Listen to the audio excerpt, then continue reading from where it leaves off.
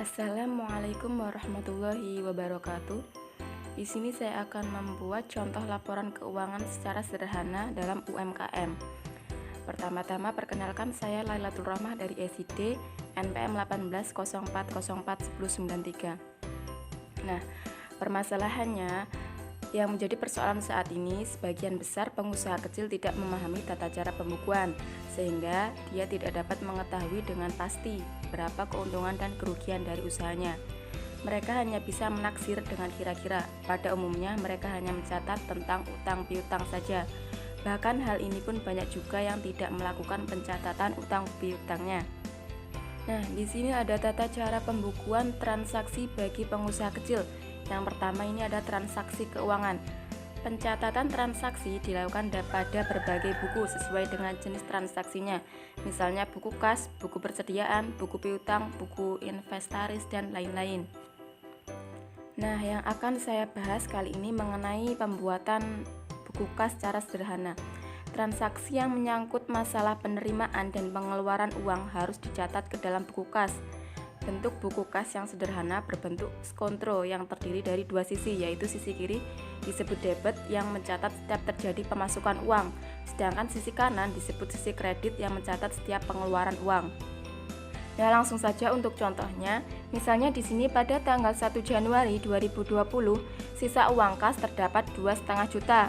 Kemudian tanggal 2 Januari 2020 menerima pelunasan piutang dari Haji Sarwan sebesar Rp500.000. Kemudian pada tanggal 2 Januari 2020 melunasi utang kepada toko bangunan sebesar Rp350.000. Pada tanggal 3 Januari 2020 diterimalah penjualan mesin yang sudah tua sebesar Rp50.000. Pada tanggal 3 Januari 2020 dibayarkan sewa gedung sebesar Rp1 juta. Kemudian pada tanggal 4 Januari 2020 diterima hasil penjualan tunai barang dagangan sebesar Rp3 juta.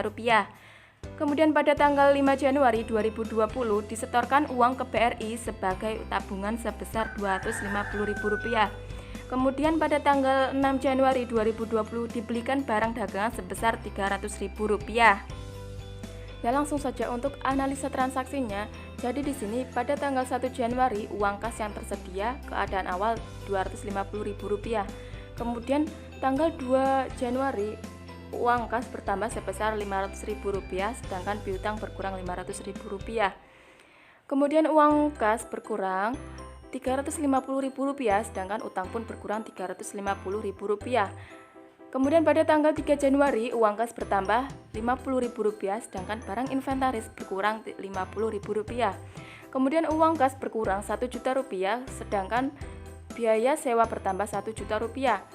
Kemudian pada tanggal 4 Januari uang kas bertambah sebesar Rp3 juta dan pendapatan bertambah Rp3 juta, sedangkan barang dagangan berkurang.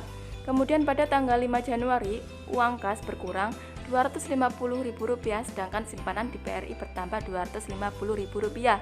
Kemudian pada tanggal 6 Januari uang kas berkurang Rp300.000, sedangkan barang persediaan bertambah Rp300.000. Nah, di sini ada contoh pembuatan buku kas. Jadi buku kas ini terdapat dua sisi. Sisi kiri disebut debit, di sisi kanan disebut kredit. Nah, jika kas bertambah itu masuk ke debit, jika kas berkurang itu masuk ke kredit. Nah, dari yang saya sebutkan tadi, yang masuk ke debit yaitu saldo sebesar Rp2,5 juta, kemudian pelunasan piutang sebesar Rp500.000, kemudian penjualan inventaris sebesar Rp50.000, kemudian yang terakhir ada penjualan barang sebesar Rp3 juta. Kemudian yang masuk ke sisi kredit di sini ada melunasi utang sebesar Rp350.000, kemudian membayar sewa gedung sebesar Rp1 juta, kemudian setor tabungan sebesar Rp250.000, kemudian terakhir membeli barang sebesar Rp300.000. Jadi saldonya Rp4.150.000. Nah, jadi itulah yang bisa saya sampaikan mengenai laporan keuangan secara sederhana.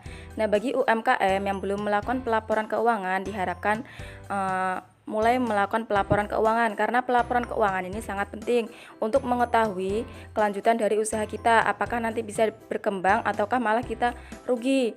Nah, sekian dari saya. Apabila ada salah, saya mohon maaf sebesar-besarnya. Terima kasih telah menonton. Wassalamualaikum warahmatullahi wabarakatuh.